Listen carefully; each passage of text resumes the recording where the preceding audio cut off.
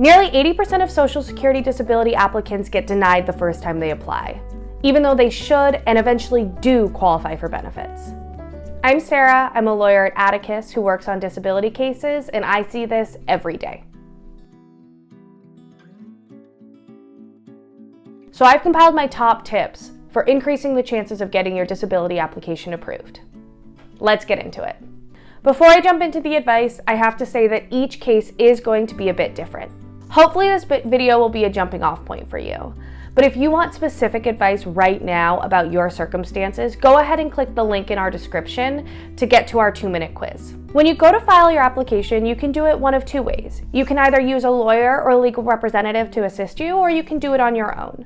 The most important thing is that you lean on resources that are already accessible to you to help you get the best application you can get out there. If you are planning to work with a lawyer at any point in the process, it does make sense to start with them early in most cases. Attorneys don't charge anything unless you win your case. And at that point, it's only a percentage of the first check that you get from disability. And that's the same no matter when you bring them on. A lawyer can walk you through the application, sometimes fill it out for you, and submit it on your behalf. They'll also follow up with the SSA and help you gather your medical records. Alternatively, you can apply on your own. There are a few ways to do this. You can apply online, you can make an appointment to go to your local Social Security office, or you can apply over the phone. I often recommend that you go into the office for assistance filling it out. Though the SSA staff won't be able to give you legal advice, they can help clarify what questions are asking. The benefit of applying online is that you are able to track your application to make sure that nothing gets lost. Lawyers and SSA staff will often know the answers to the types of questions you're wondering about, so be sure to lean on them if you need assistance. The application itself is relatively straightforward. If you want to learn more about it, we have an in-depth explainer that I'll link to in the description below to walk you through the application. I often recommend when people are filling out these forms that they should be specific, be succinct, and answer the questions the same. I'll walk you through why each of these is important. Be as detailed as possible.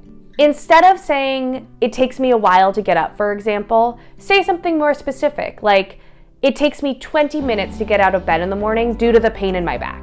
Instead of saying, "I do laundry," say, "I struggle to do laundry because I can't lift the basket, so I need my niece to assist me." Instead of saying, "I get ready for the day," say, "I need to take a bath because my legs give out if I stand in the shower."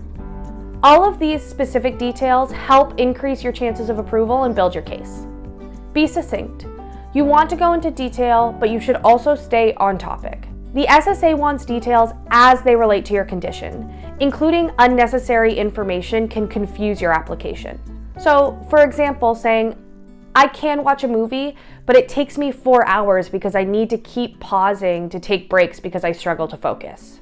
That's relevant. It demonstrates how a cognitive disability is impacting your day-to-day life. So, for example, saying that you don't go to work because you don't have a car is irrelevant to your condition.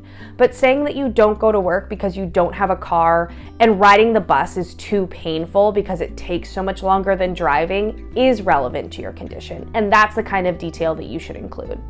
Be the same. Answer your questions the same way. Forms from the SSA can be confusing, and often they ask similar questions in a multitude of different ways.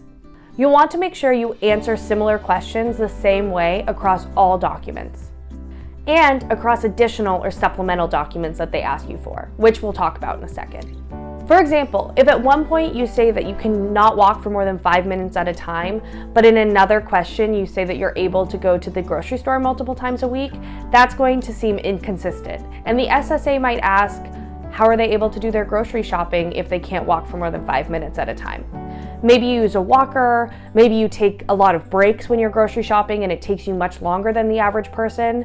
You're going to want to explain those differences in your answers to the questions so that your application stays consistent.